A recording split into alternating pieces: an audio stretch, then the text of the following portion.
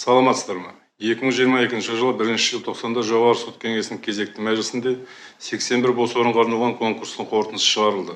Конкурс барысында жоғары сот судьясының бір бос орнына 35 кандидат, облыстық және оларға теңестірілген соттардың сот алқалары төрағалары лауазымының 4 бос орнына 30 кандидат, облыстық және оларға теңестірілген соттар судьялары лауазымының 16 бос орнына 150 кандидат, аудандық және оларға теңестірілген соттар төрағалары лауазымының 60 бос орнына 80 кандидат үміткер болды.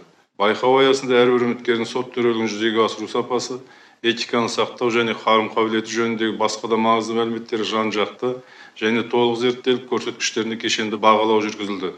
Бағалау барысында адам ықпал ету факторын болдырмау мақсатында әрбір кандидаттың жинақталған түпкілікті ұпайларын анықтау үшін компьютерлендірілген ақпараттық талдамалық жүйе қолданылды. Аталған жүйенің қызметі негізінде әрбір кандидаттың жеке жинақтық ұпайлары анықталды. Осы ауқымды жұмыстардың нәтижесінде кандидаттардың сапалы іріктелуіне қол жеткізілді.